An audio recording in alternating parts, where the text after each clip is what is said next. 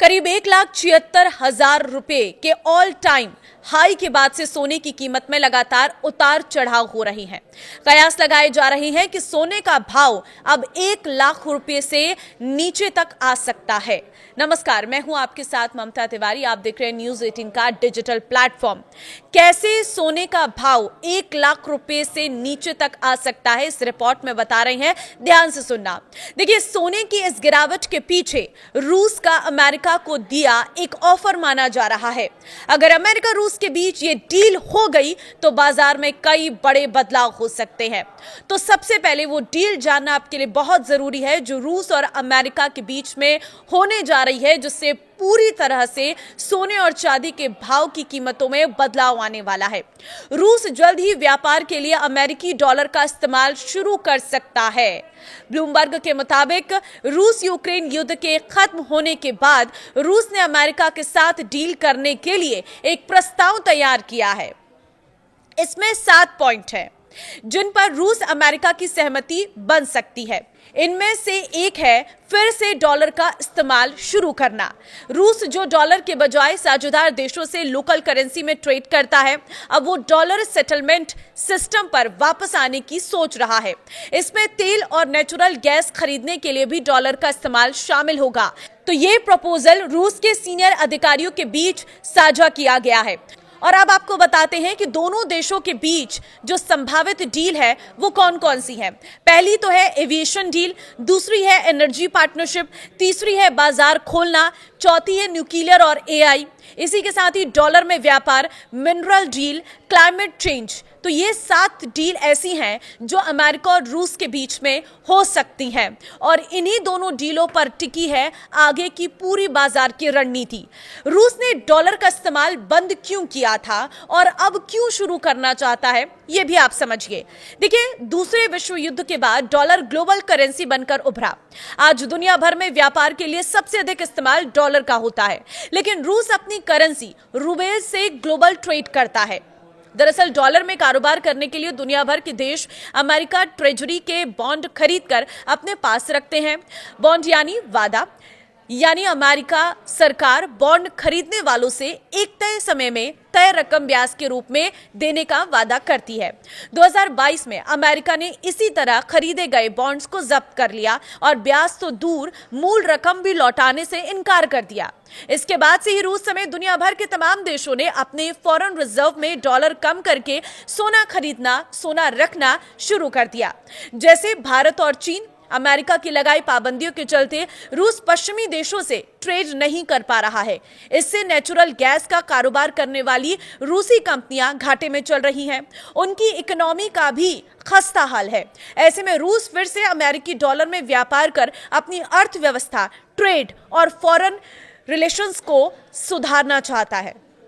तो क्या रूस के डॉलर इस्तेमाल करने से सोने के दाम घटेंगे? तो देखिए, डॉलर पर निर्भरता कम करने के लिए दुनिया के कई देश, खासकर ब्रिक्स देश, अपने रिजर्व में डॉलर कम कर रहे हैं और सोना बढ़ा रहे हैं।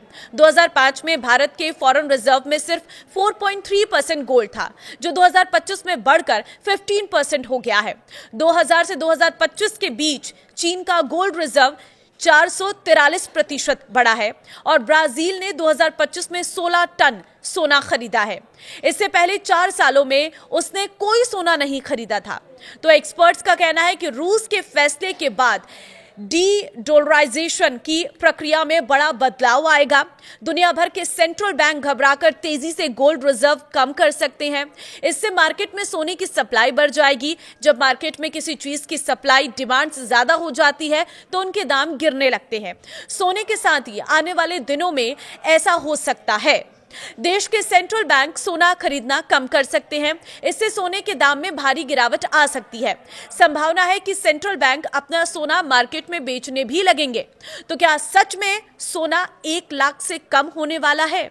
तो देखिए, एक्सपर्ट्स का कहना है कि भारत में सोना पहले ही अपने ऑल टाइम हाई से 15% कम हो गया है और अभी इसके और गिरने की संभावना है। भारत में सोना 1 लाख प्रति किलोग्राम से कम हो सकता है। 2027 तक भारत में प्रति 10 ग्राम सोना 90,000 से 1 लाख रुपए के बीच सेटल हो सकता है। सोने की कीमतों में उतार चढ़ाव की अन्य संभावनाएं भी बताते हैं। सोने की कीमत कम होने से लोग लॉन्ग टर्म इन्वेस्टमेंट के लिए सोने में निवेश बढ़ा सकते हैं। परमाणु हथियार के मामले में अमेरिका और ईरान का मुद्दा अभी सुलझा नहीं है। इन बातों से सोने की कीमतों को पुश भी मिल सकता है। 2026 में अब तक सोने के दाम में कैसे उतार चढ़ाव आए वो भी आप जानिए। Indian Boolean and jewellers association यानी IBJA के मुताबिक 1 जनवरी 2025 को 10 ग्राम 24 कैरेट सोने की कीमत 76,162 रुपए थी, जो तब भारत में ऑल टाइम हाई थी। साल खत्म होते होते सोना 1,33,000 रुपए के पार पहुंच गया। सोने में ये तेजी 2026 में भी जारी रही। 29 जनवरी को सोना 1,76,121 रुपए के ऑल टाइम हाई पर पहुंच गया, लेकिन 3 दिन बाद 1 फरवरी को ही ये गिरकर 1,48,697 रुपए पर आ गया। 12 फरवरी को रूस अमेरिका की डील की खबर आने के बाद इंटरनेशनल मार्केट में सोना 3% तक गिर गया है, 3% तक गिर गया है।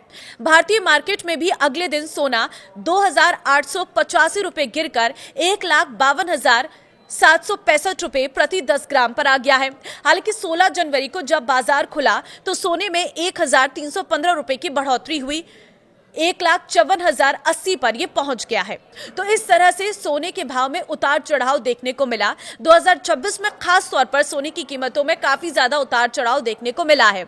अब सीधे सबकी नजरें टिकी अमेरिका और रूस के बीच होने वाली उस डील पर। अगर ये डील फाइनल हो जाती है, अगर रूस एक बार फिर से डॉलर पर व्यापार करने लग जाता है, तो कहीं ना कहीं सोने की कीमतों में एक भारी गिरावट देखने को मिल सकती है। तो जिन लोगों की पहुंच से सोना दूर हो गया था, उनकी पहुंच में ये सोना आ जाएगा, लेकिन जिन्होंने अपना पूरा पैसा सोने में इन्वेस्ट कर दिया था, उनके लिए उनकी राह थोड़ी मुश्किल जरूर हो सकती है। लेकिन ये फिलहाल आकलन है। अब ये अमेरिका और रूस के बीच होने वाली डील पर टिका हुआ है। जैसे ही उस डील पर कोई चर्चा शुरू होती है, दोनों देशों के बीच में बैठकें होती हैं और दोनों देशों के बीच में डील पक्की होने लगती है, वैसे ही मार्केट में इसका असर देखने को मिल सकता है।